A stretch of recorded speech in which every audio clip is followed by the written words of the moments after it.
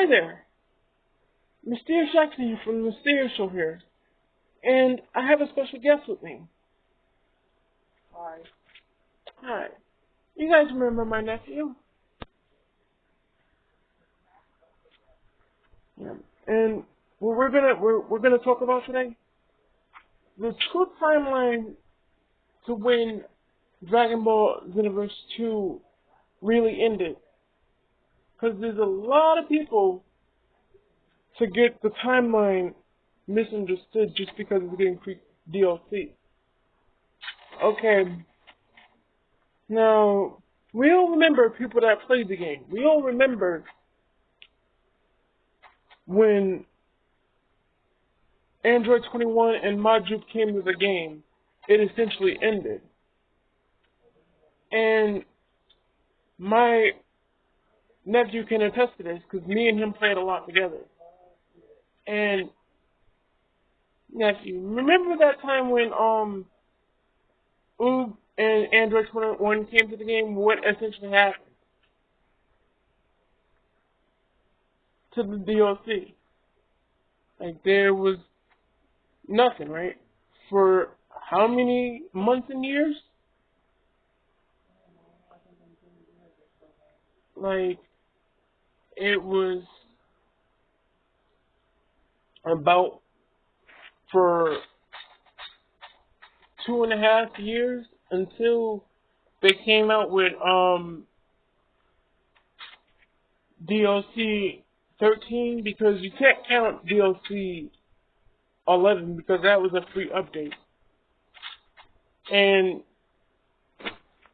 that didn't happen for about a while. And for a lot of people that don't understand, there was essentially nothing for as far as characters. Yeah, there was patches and updates, but that was about it. And how they could build on Xenoverse 2 success for Xenoverse 3, all the DLC that they can have, they can take all the DLC they have from the first two games and put it in parallel quests to unlock everything.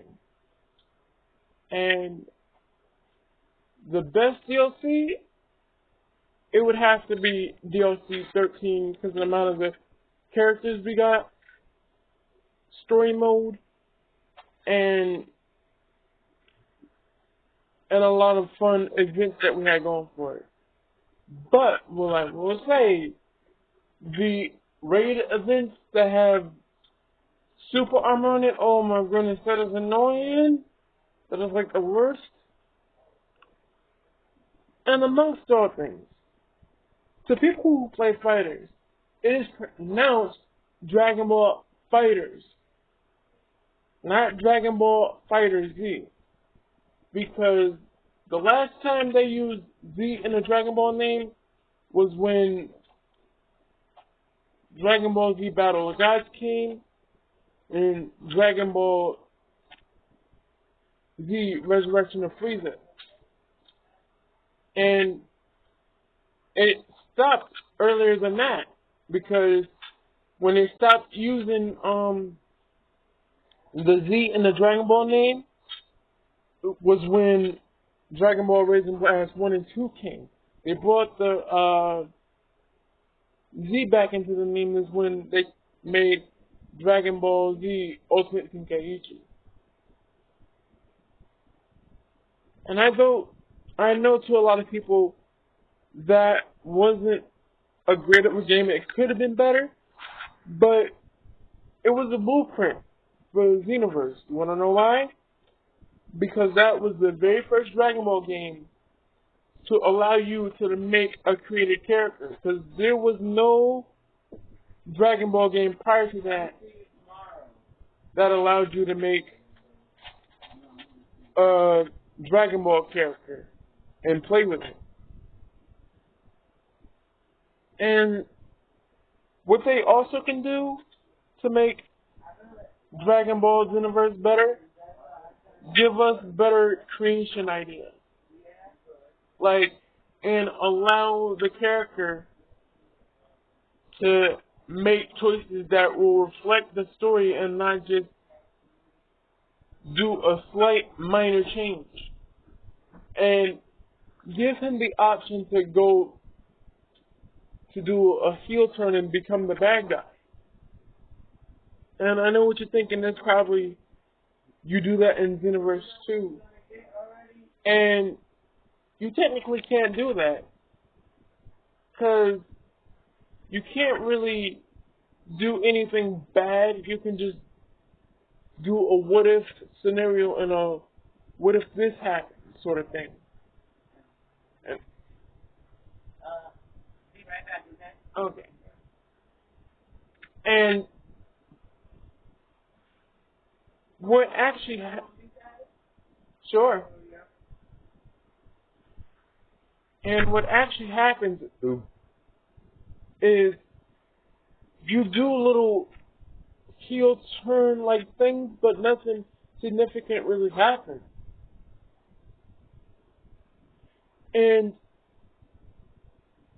if you make Xenoverse 3 and allow that change to happen, it'll be more like an role-playing game, and like an RPG is supposed to be. And while we're on the subject, if you're going to allow the character to have a voice, allow him to have actual voice, not just while you're playing with it. Because it makes me sick, and my nephew can attest to this, it makes me absolutely sick when your character has a voice and the main cast is talking to him, but you don't really hear other than when you're playing with him. And then when you do hear it, it's just like, yeah. And then it's just like, that's not what the subtext is saying. And then when the cast is talking to them, they're just like nodding their head up and down and then smiling and then laughing, but nothing's coming out. You're just like, what is that? You can tell that they're laughing, but there's no audio coming out, and I hate that in RPGs. And have characters in there that make sense, even if it's not technically in the source material. But like, if it's in, like, say for instance, Dragon Ball Heroes and Kakarot goes Evolution Blue, which he did, by the way, because in one of the episodes in Dragon Ball Heroes, he went Evolution Blue. But because it didn't happen in the manga, or it didn't happen in the what if scenario in the manga, oh, that can't happen? That's bullshit. Because to be honest, even though Evolution Blue is Vegeta's transformation exclusive to him, Kakarot knows how to use it better. And I'm not just saying that because I'm a Kakarot fan and a Goku fan. I've actually seen what Kakarot can do with it. And while we're on the subject of Kakarot and Vegeta, stop making him into a gag at this point where he is kicking the villain's ass and then end up taking the loss. Like, I'm so sick of that. If you want somebody to be the butt of the joke besides Yamcha, make Hercule be the butt of the joke. He's already a ass hat anyway. And that's no disrespect to the voice actor, because the voice actor is pretty cool. But what I will not allow is for decent characters to take so many L's when he has a powerful form. Hell, he can go Ultra Instinct, Ultra Ego.